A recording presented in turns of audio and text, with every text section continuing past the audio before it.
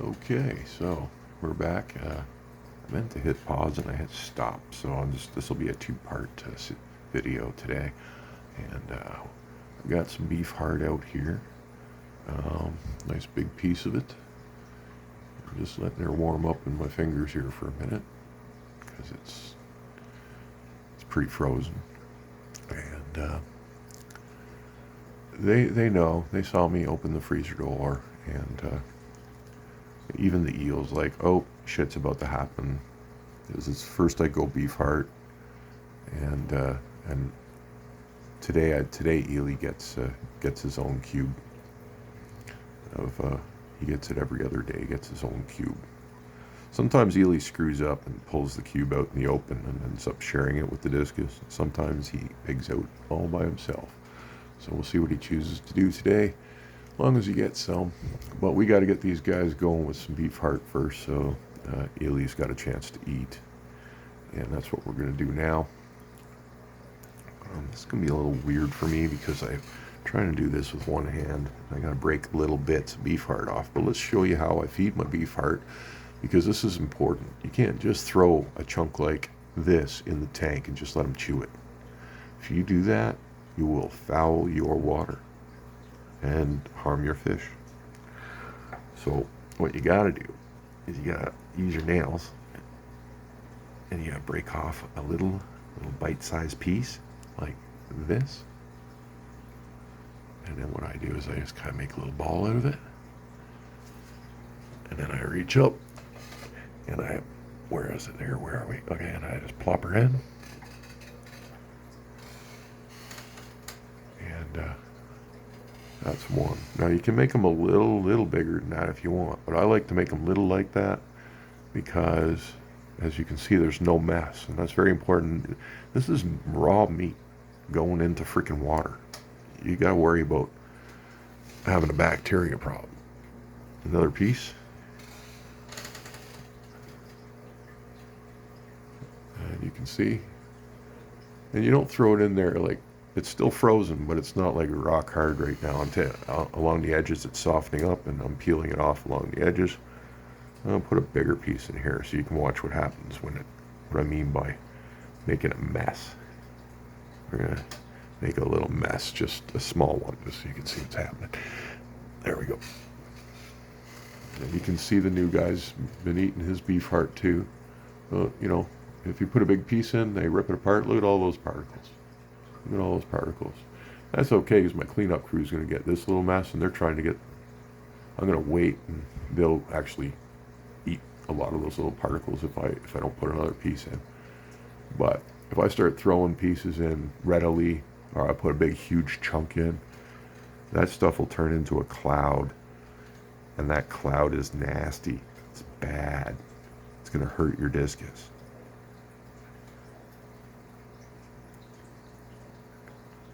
And if any little pieces like that do make it to the bottom and nobody eats them, somebody's going to eat that, I think, is small enough. And sometimes there's a grizzle or fat. They don't like that. And you see that little piece down there? That's also what you get if you put something too big in.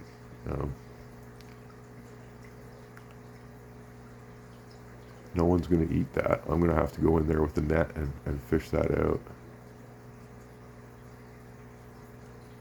And it sounds like I'm being paranoid, but I'm not. You cannot leave this crop in your water. You just don't do it. It will foul your water faster than anything you've ever seen. And it's dangerous to use it because of that. But it's really good for your fish. It helps them grow. It really does help them grow. And you don't want to give them too much, because it can be unhealthy, right? But they get this in the morning. Sometimes they'll skip a day. And I try to feed them every few hours some form of kibble or flake. And that's the rest of the day. Again, there's also going to be some bloodworm going in soon, but we're not done with our beef heart yet. And this is my feeding routine. Of course, it goes a little quicker when I'm using two hands and and not trying to make a video. Another piece.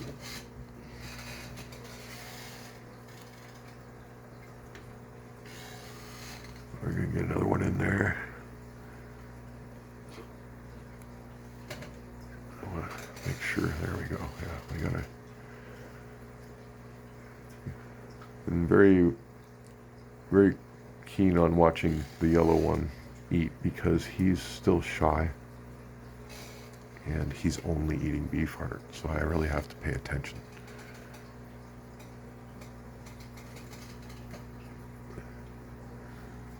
Oh, there it is. That one made a bit of a mess, but that's okay. They're getting most of it.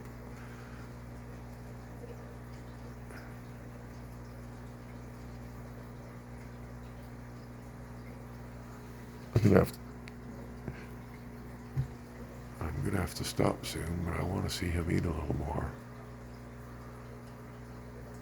I've already made it more dirty than I like.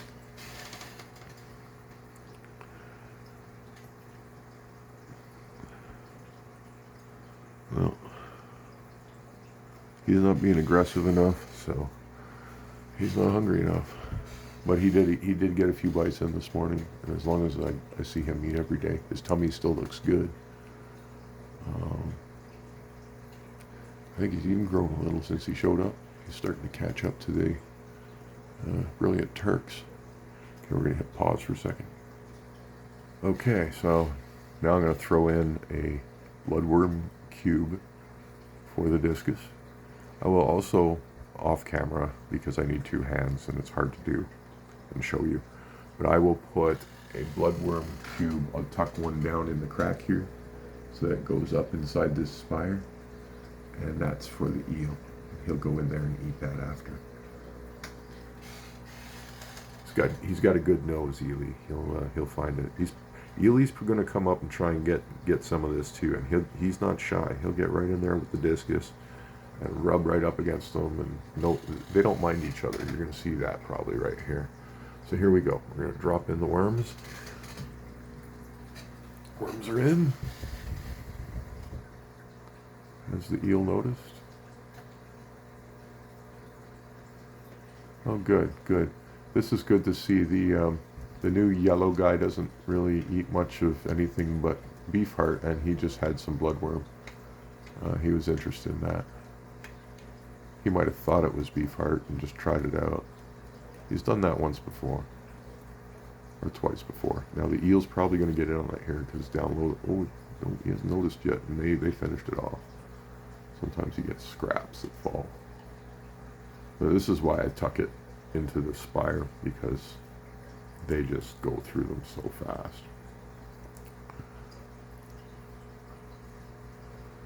But there it is. That's my morning feed routine. And that's breakfast with the morning crew. Aren't they growing beautifully? Look at that. Some happy, happy, happy fish. This water's 3 days old, by the way.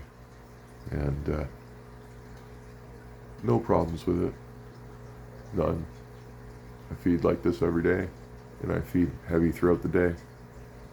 And when I gravel vac, my gravel's clean, but I still do it once a week. And it's like, my water hardly changes color. It's amazing. So this tank's dialed in like it's never been dialed in before. And these discus are thriving. And I hope you all have a wonderful day. Cheers.